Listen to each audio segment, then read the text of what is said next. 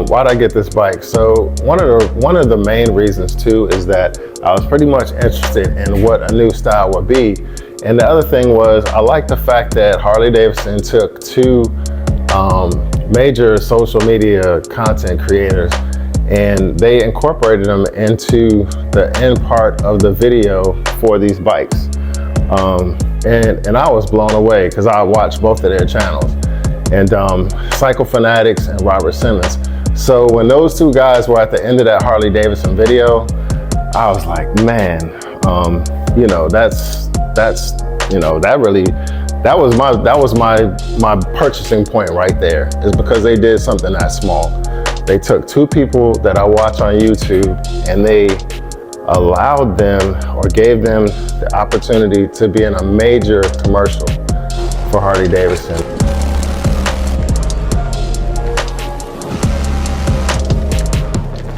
So, what do you think?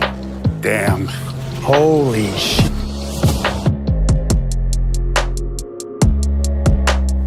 What's up, YouTube? Wow, it's already mid-November and we're still out here riding. But yeah, the social media influence and the content creators that went to the Harley-Davidson homecoming that I saw out there, the guys reviewing these bikes, the small token of appreciation that Harley did for those two content creators alone just sealed the deal for me. I mean, I had a deposit already, but I could have easily just canceled that and went with another type of bike. With Harley-Davidson, I always know what I'm gonna get. Sometimes it's more the same or love-hate relationship, but it was just something different this time, and it's had its ups and downs already.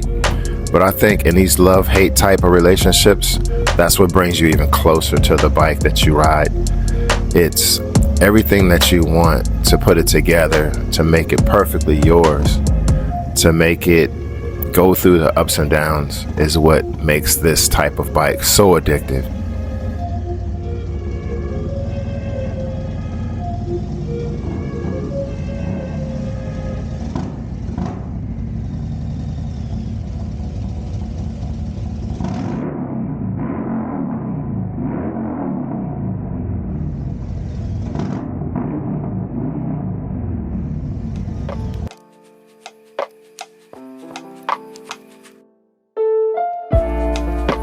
All right, what's up, YouTube? I'm back on the Harley-Davidson Road Glide CVO and just did a small change to it. I went on and added the 12-inch windshield, or what they call a wind splitter. And I went from the 10-inch to the 12-inch. Prior to that, I just had the factory wind splitter on. And you can tell a difference. You can certainly tell a difference. I got one bug right there that would normally have probably been in my face, and my shield is a lot cleaner than it normally would be. So it's working. I did feel a little bit of air in the front of me, but that was partially because with the Road Glide, you have a lot of space between right here and where the rider sits. So there's gonna be some air still. And then you also have this vent open. But it was a little bit more of a comfortable ride. I rode 31 miles and I rode variable speeds and things like that. And I like it. I heard a lot of people say, don't get the 12-inch and the 10-inch is golden. And I wanted to see for myself, as always. And I can't wait for a Clockworks windshield to come out that's completely dark, because I think that'll look cooler on there than the clear.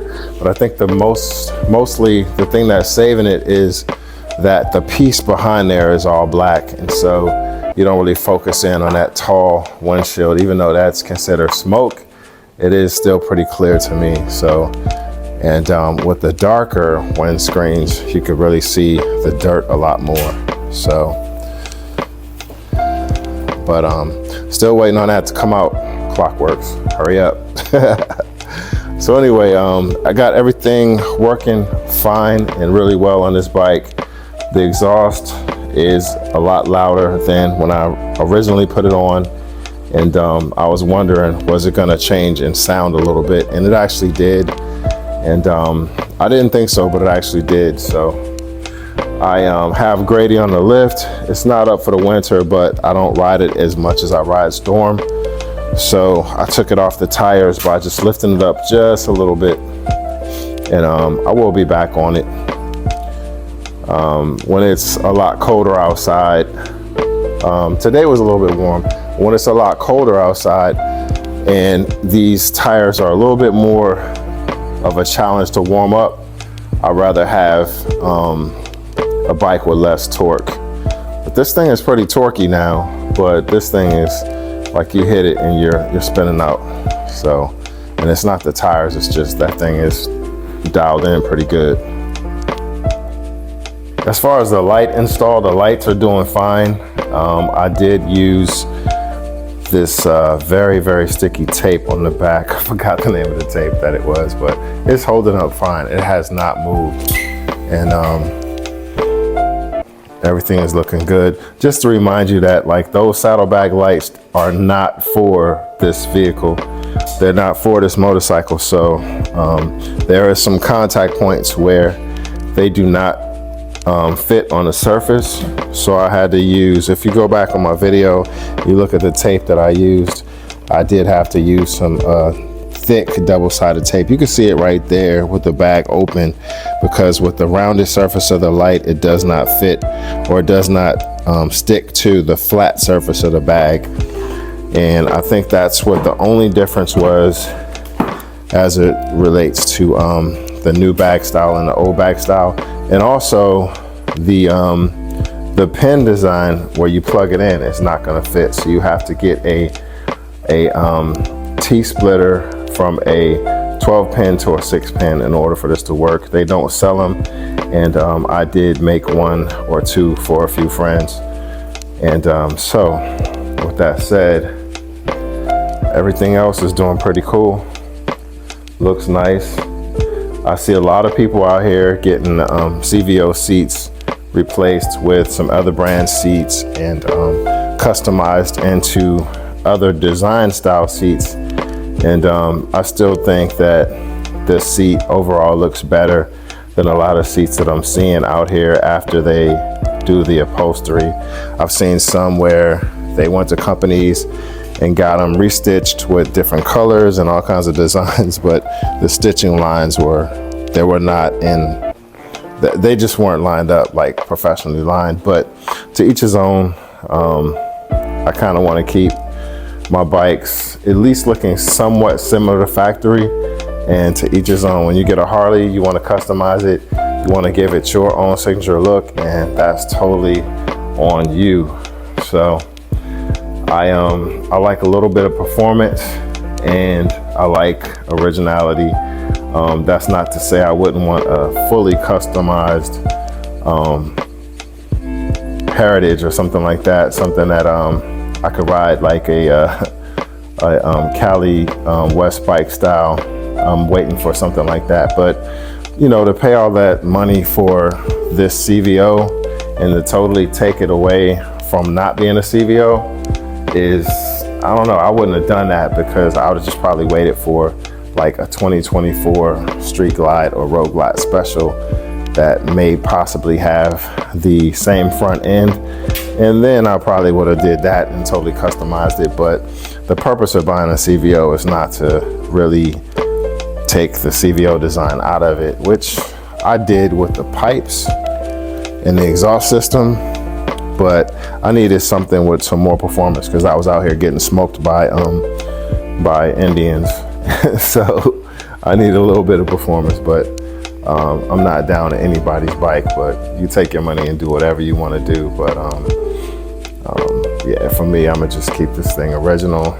I probably will grab a CVO Street Glide in this same model series, but it's gonna have to be a different color. So that's in the works for me.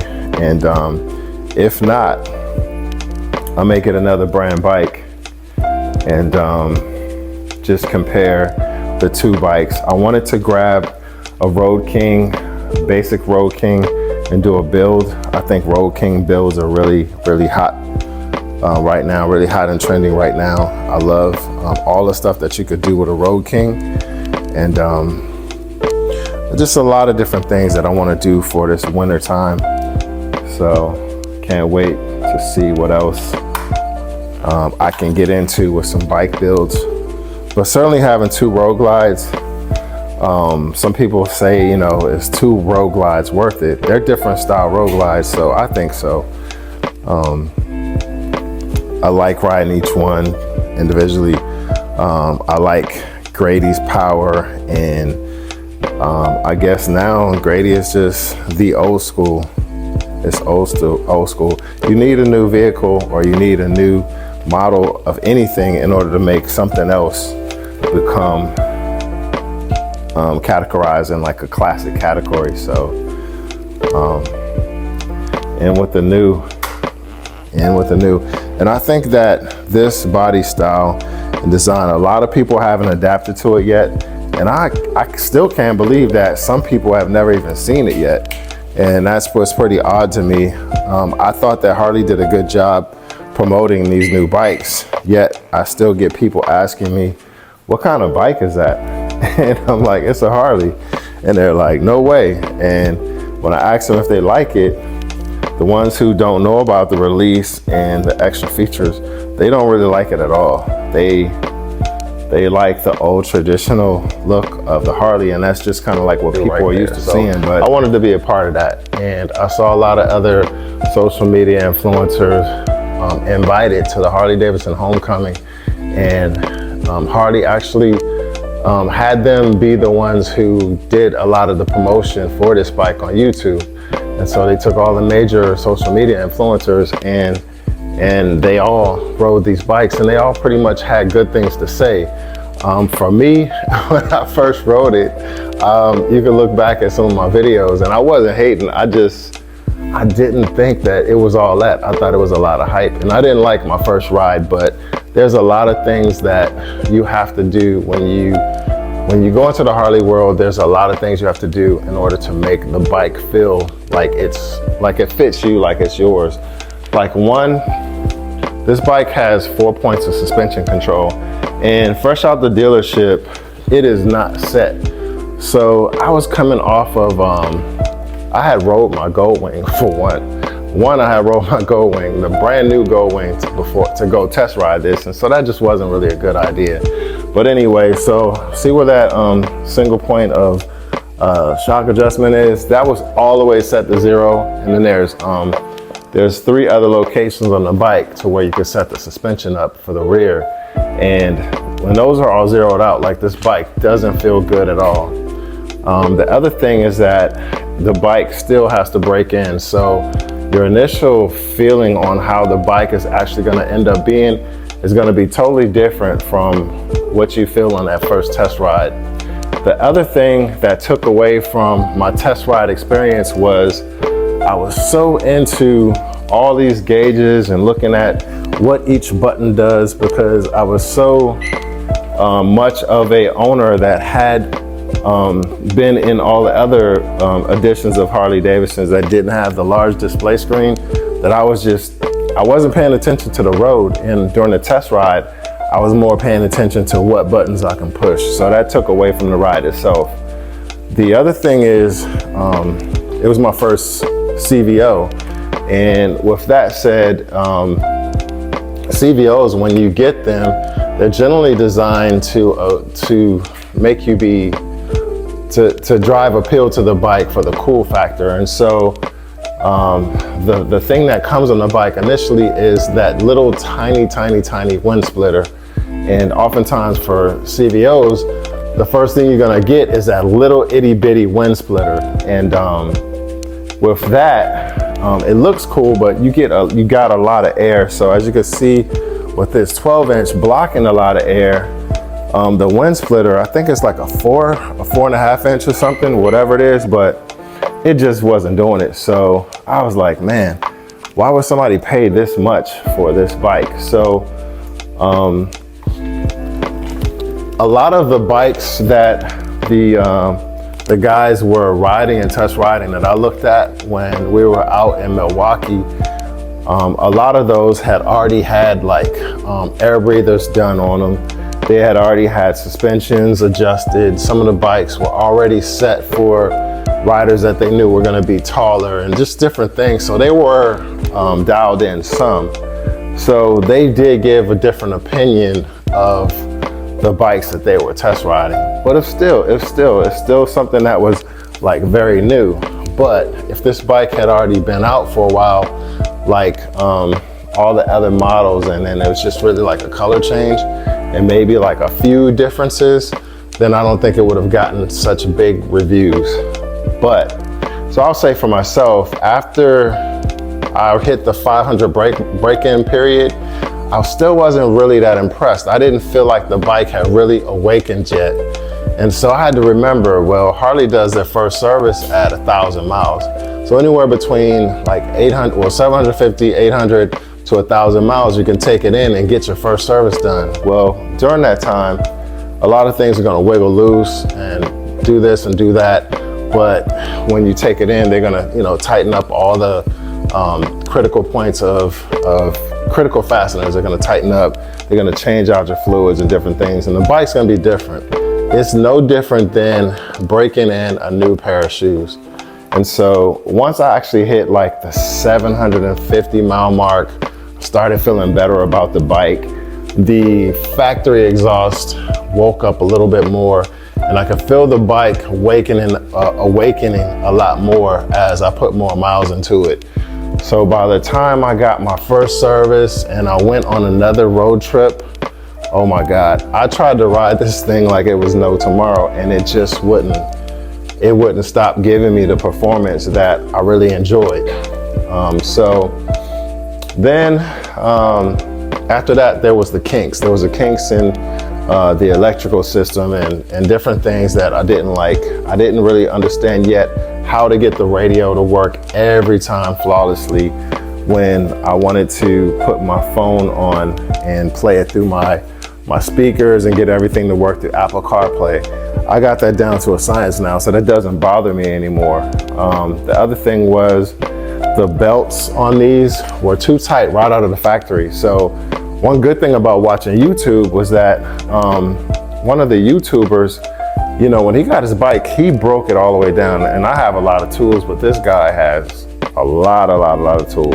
First thing he did was just start taking his bike apart. And he was testing like the belt tension and like all types of things, and discovered that, the belt tension was too tight. So that was one of the things that I can hear a sound coming from the rear, like a little like wobbly noise or something like that. But it increased in speed as I went faster and decreased, the sound decreased in noise. Increased in noise when I went faster and decreased in noise when I started going slower. But once I got that belt tensioning loosened, then all that sound went away. And the issue far as like the bike starting rough and doing this, that, and the other, it was also determined that the bike needed to have a ECU update or ECU upgrade. I think this bike was one of the first ones out the factory, and there was an update that needed to be done that I didn't have yet on the bike. And so once they plugged that in, it worked really great. Another flaw was the Rockford Fosgate amp. So out of all these bikes that they produced, I happen to have one of the 4 or 5 so far where the amp just failed. And it wasn't because I was playing my music loud or playing the music for like a long extended amount of time. It just went out like randomly. It went out when I didn't even have the radio on. So it was under warranty, so they fixed it all. They had my bike for about, I guess, like 3 days because they wanted this thing perfect when they gave it back to me. And kudos to Old Glory Harley-Davidson in Laurel, Maryland. This is where I bought the bike from. I talked a lot of crap about them before getting the bike. And I have nothing but praises for those guys now. I love the service department. The bike came with a lot of different perks, and I like that. I like the fact that the bike came with unlimited tires for life, as long as you get the bike serviced there or in their network. It came with, I had to purchase a VIP plan, which includes all the maintenance and service. And they gave me a book full of coupons with like 20% off coupons for closings, 15% off for like parts. They gave me so much stuff. 3 free motorcycle washes, 3 free pickups and of the bike to the shop and back home, and like free shirts and all kinds of different things. Well, all that's not free, but it comes in the package. But it's free in the sense that once I have all the service done, then calculating all the service out, I think I still save like $1,200 on service if I was to just pay for it myself out of pocket. So I like that. And I did purchase a wheel and tire warranty because I do have those nice lace wheels, and in the DC, Maryland, and Virginia area, we have a lot of potholes. And I would say that if I had cast wheels, I would have already bent the wheel by now. I like the fact that these lace wheels are pretty flexible, and I have hit some potholes and different things already. The wheel's fine, none of the spokes broke, the wheel didn't bend, and some people say that Harley suspension is crappy, but this suspension on this model bike has actually been an improvement. You have the inverted front forks, and in the rear there is a total different suspension system in this model in your bike, so I like that. So what else do I like now? I like the overall position. I also don't feel like there's any need to change out these handlebars. Some people are putting 14 and 16-inch bars on their bike. You know, that's on them, but yeah, these bars look very tall on this bike because you have where a normal compartment would be, that is normally way down lower, and these bars sit up way higher, like almost like a T-bar configuration. So even when you add 12s onto this CVO, they look like they're already like 14 or 15 inch. So putting 14s on here is really, really a dramatic change to the look of your bike, or drastic change to the look of your bike. So I like the tour pack that I was able to purchase for the bike, and instead of getting the King like I did on the other bike, I decided to get the Chopped. And the reason why I did it is because I like the sleeker look of the Chopped, and from a certain angle it almost looks as skinny as a Razor, but it has the depth on the bottom, and I could put a lot of my clothing gear in there, like extra jackets, extra pants, my heated gear, or just whatever, food and things like that. But with the King, you can fit your full-size helmet inside, but I just don't even put my helmet in there, and I don't really care. So I bought one of those little locks that you can lock your helmet onto the bar of your bike, and that's what I do. I just put it on the highway peg on the right side of my bike and call it a day. And if I need to, I just take my helmet with me. Or I just leave it on my head since I have a modular helmet. So, but I do like the fact that they came out with a tour pack right away that matches the bike design with the pinstriping and has a CVO emblem there.